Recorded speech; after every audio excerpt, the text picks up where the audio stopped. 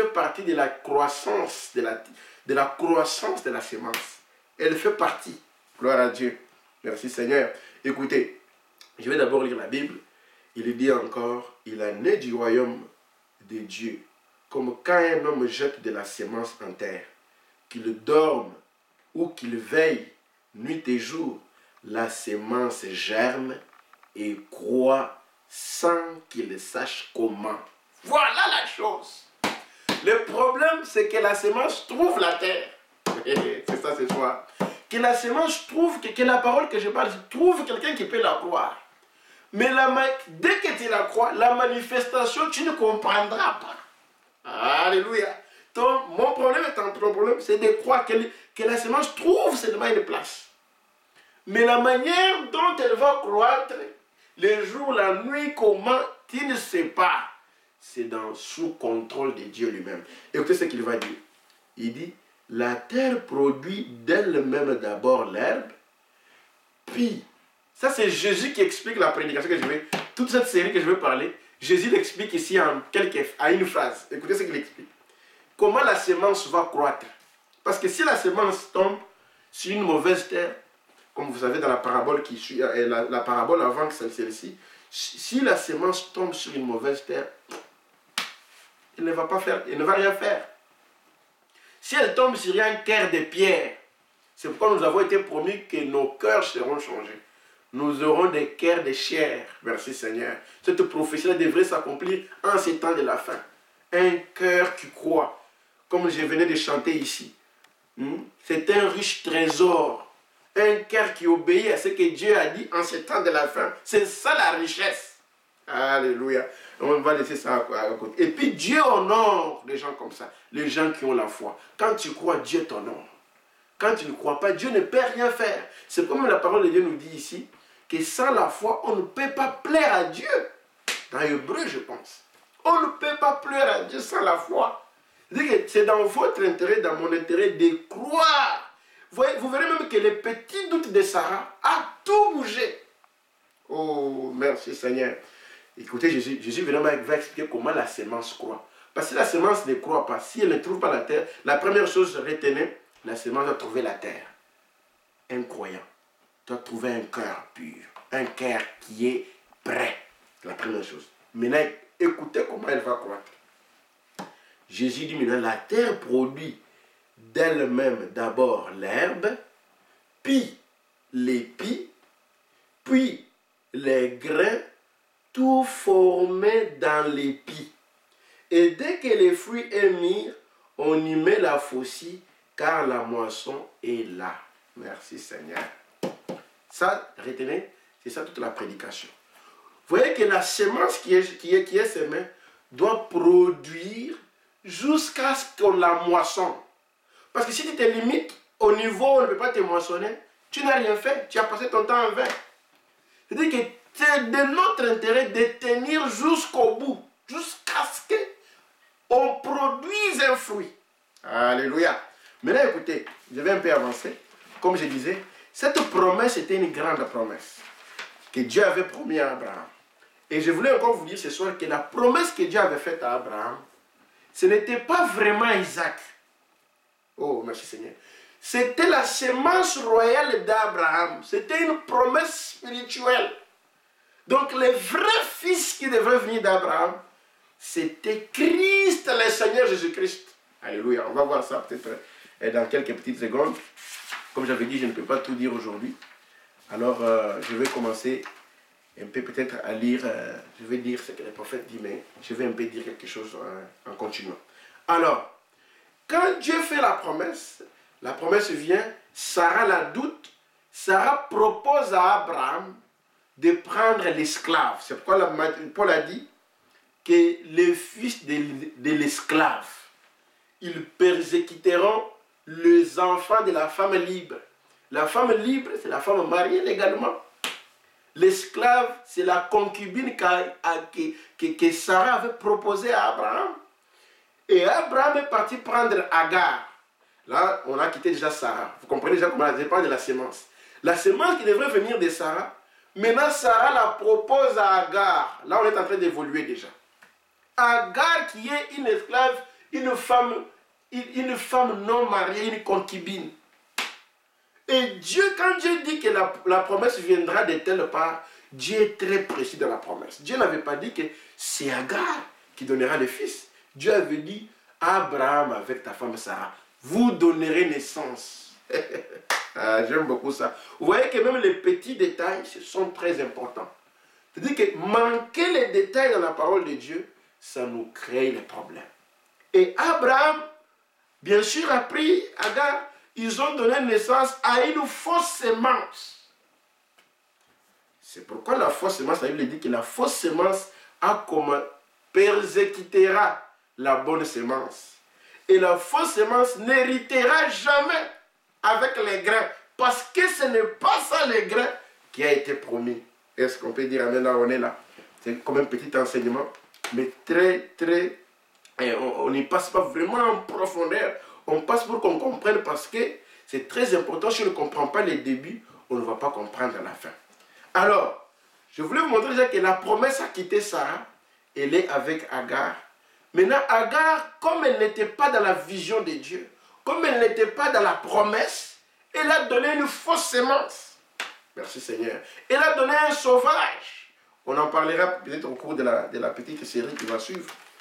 Et ainsi, quand Sarah a pris conscience de la promesse par Abraham, alléluia, elle a rajeuni et Abraham ont rajeuni. Ils ont conçu et ils ont donné naissance à Isaac. Et quand Isaac est venu, c'était un fils de la promesse. C'est celui que Dieu avait promis. Mais Isaac était le type. Merci Seigneur. Parce que tout ça, nous sommes encore dans l'Ancien Testament. Nous allons quitter l'Ancien Testament. Nous allons venir dans le Nouveau Testament. Et nous allons venir au temps de la fin. Parce que notre prophète nous a appris que l'Ancien Testament était l'ombre du Nouveau Testament. Et le Nouveau Testament était l'ombre de ses jours. Par conséquent, les deux testaments, donc l'Ancien et le Nouveau Testament, ce sont les ombres de ses jours. Gloire à Dieu. Mais tu ne peux pas comprendre ces jours si tu ne comprends pas d'abord les ombres. Alléluia. Alors nous sommes dans les ombres. On voit déjà que la semence, comment elle a avancé avec des difficultés. Et même quand Isaac était né, parce que d'Isaac, oh merci Seigneur, est venu Israël. On peut aller bien sûr Isaac, après Isaac, il y a Jacob, après Jacob, il y a Joseph, tous, jusqu'à ce que Jacob et Israël est venu. Quand Israël vient, Israël doute la vraie semence qui était venue, Christ. Cela change les plans. C'est là où nous allons commencer maintenant à quitter l'Ancien Testament. Parce que quand Jésus vient, l'Ancien Testament est fermé. Le Nouveau Testament commence, mes amis. Merci Seigneur. C'est pourquoi la parole de Dieu évolue. La parole de Dieu se développe. Dieu est en train de voyager. Ne restons pas comme une citerne crévassée. Parce qu'une citerne crévassée, c'est comme une eau qui ne bouge pas. Merci Seigneur. Est-ce que vous pouvez vous imaginer si, quand Israël a quitté l'Égypte, si dans les déserts, les gens pouvaient dire que nous sommes fatigués, la marche est très longue, nous on va rester dans les déserts. Vous allez rester mourir. Dieu évolue. Dieu a évolué. Nous aussi, nous devrions évoluer. Merci Seigneur. Aujourd'hui, la mer Rouge, même si tu la traverses, ça ne va rien te donner, ça ne va pas t'aider. C'était les types, les ombres. C'est pourquoi même Isaac, dans l'Ancien Testament, il était l'ombre de la vraie semence qui était venue. Et quand la semence elle-même vient, Israël renie la semence. Mais avant que la semence même elle vienne, merci Seigneur, parce que la semence même qui était Christ, elle est venue par Marie. Alléluia. Parce que les deux femmes, Sarah et Agar, c'était par le sexe. Or, la semence qui a été promise, c'était une semence spirituelle qui devrait naître par une naissance virginale. Alléluia. C'est là où Marie aussi entre dans notre petit sujet. Donc, nous avons commencé Sarah, Agar, Marie. Et après ça, Christ lui-même est venu. C'est là où je vais quand même vous lire quelque chose, parce que c'est très important que je lise un peu, et juste une petite écriture, donc pour vous montrer cette étape. Alors, donc je voulais dire que la semence, à l'œil nu, vous ne verrez pas comment elle est grandie. Elle a grandi. Mais je peux déjà vous dire que, pour juste anticiper, je peux déjà vous affirmer, mes amis, dans la Bible, que quand Sarah vient, c'est la tige qui pousse. Et après Sarah, il y a l'aigrette qui est Agar. Et après Agar, merci Seigneur, il y a la balle qui est Marie, parce que c'est Marie qui était la balle. Parce que Marie gardait les vrais grains. Merci Seigneur. Et après Marie, il n'y a plus rien, c'est Christ lui-même qui naît par la foi. Marie n'avait pas douté, mes amis. Une chose qui n'est jamais arrivée. Quand Dieu avait promis qu'une vierge concevra, il n'y avait pas même dans les anciens temps, il n'y avait même personne qui avait fait une naissance virginale. Il n'y avait personne. Mais une jeune fille de 17 ans, Marie avait crié à la parole. C'est pour te dire que même si c'est une grande promesse de Dieu qu'il avait faite, Dieu peut l'accomplir avec toi si tu la crois. Gloire à Dieu. Et c'est ainsi que, comme je disais, donc nous avons la tige, nous avons les graines, nous avons les pollens, parce que bien sûr les graines, c'est là où les pollens s'attachent, et après on a la balle. Et comment ce processus avance? Qu'est-ce que la tige? Je vais lire Frère Branham à la fin, mais les gens qui connaissent déjà des messages savent que la tige, c'est la justification. Sarah, c'est la justification. Merci Seigneur. Et ils savent que, ou bien comme je vais vous dire, si vous lire la citation si vous voulez, mais vous savez déjà que la tige c'est Sarah. Et après Agar, vous connaissez que c'est la sanctification. Parce que la naissance, quand la parole était venue, on a renié la racine, la vie Christ, qui était reniée et rentrée dans les racines. Il fallait encore que, parce que Dieu avait déjà parlé de ça, Dieu avait déjà prophétisé, Dieu avait déjà donné sa promesse. Il fallait que cette semence-là soit manifestée au temps de la fin. C'est pourquoi elle devrait renaître. Alléluia. Oh, pour qu'elle naisse, Dieu reste toujours dans le même processus. Mais maintenant, ce n'est plus comme dans l'Ancien Testament. Sarah devient, alléluia, dans ses réveils. Parce que quand Paul est venu, c'est Paul qui nous a amené la parole, nous les pécheurs. Quand Paul vient, il nous amène la parole. Mais à la Pentecôte, où les grains lui-même devraient être obéis, les grains étaient désobéis. Ils ont refusé Jésus-Christ. Lui, les vrais grains. Ils ont refusé, l'ont crucifié, l'ont tué. Or, on avait la promesse que ces grains-là devraient mûrir, se manifester au temps de la fin. C'est ainsi que ces grains ont commencé à croître encore. Par Sarah, qui est la justification par Luther, la sanctification Agar avec Wesley, la Pentecôte Marie. Merci Seigneur. Marie, c'est la Pentecôte. C'était le matin de notre âge. Parce que notre âge vient au temps du soir. La Bible nous a promis qu'au temps du soir, la lumière paraîtra. Est-ce que vous comprenez, mes amis? J'aime beaucoup ça. Merci Seigneur. C'est ainsi que quand Luther vient, avec le juste qui vivra par la foi, la justification, ça a commencé à amener l'espérance. Mais c'était toujours la tige. Mais là, je vais vous donner un exemple. Quand il y a un grain, les grains, quand il arrive à la tige n'est pas les grains. Mais si tu coupes aussi la tige, tu es abîmé parce que tu n'auras pas les grains.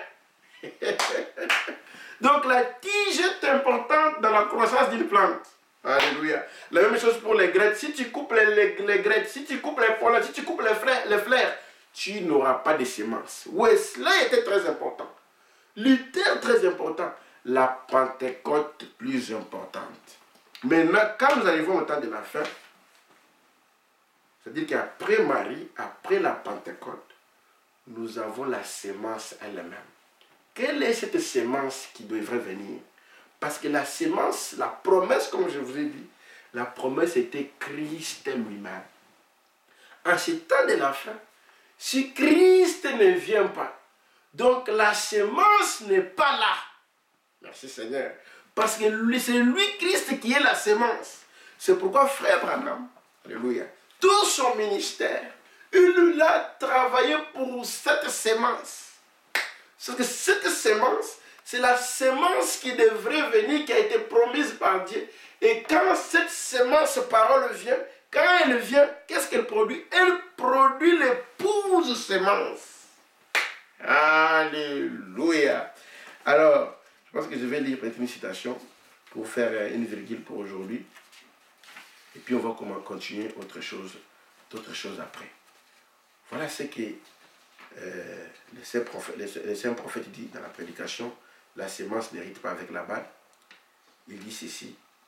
Il dit, mais observez maintenant. La première sémence d'Abraham par l'intermédiaire de l'esclave vint à cause du fait que Sarah douta que ceci pourrait arriver. Parce qu'elle était vieille et avait dépassé l'âge d'avoir un enfant. C'est ça. Sarah, je l'avais dit, Sarah regardait à sa condition. Ne regarde pas ta condition, ma sœur. Bien sûr que ta condition est mauvaise, mais regarde à la promesse. Alléluia. Qu'est-ce que la promesse dit de toi? La promesse dit que je vous ai envoyé ma parole et ma parole vous a guéri. Je les ai envoyés ma parole et la parole les a guéris. Vous serez des têtes et non des quais. La promesse du Saint-Esprit est pour vous. Alléluia. Et pour tous ceux qui sont loin, dans un grand nombre, aussi longtemps que vous croirez. C'est votre promesse. Merci Seigneur. Alors écoutez un peu. J'avais dit ça, donc, et le douta. Maintenant écoutez ce que le saint prophète dit. Il dit, c'est ainsi que commence l'Église. C'est ainsi qu'elle commence toujours. Vous partez d'en bas, vous ne partez pas du sommet. Un homme qui essaierait de monter sur une échelle et qui essaierait d'aller d'abord en haut, se casserait les coups. Vous devez commencer et construire jusqu'à ce point-là. Et nous trouvons ici la promesse de Dieu commençant à se manifester au travers d'un programme de Dieu interrompu à la suite d'un léger doute. Un léger doute a interrompu tout un programme de Dieu, mes frères. Combien de fois nous avons interrompu les programmes de Dieu dans nos vies? Un léger doute interrompt les programmes de Dieu. Oh, merci. De toute façon, ce n'est pas nous qui accomplissons la parole. C'est Dieu lui-même qui accomplit la parole. Notre travail, c'est de croire seulement. Merci Seigneur.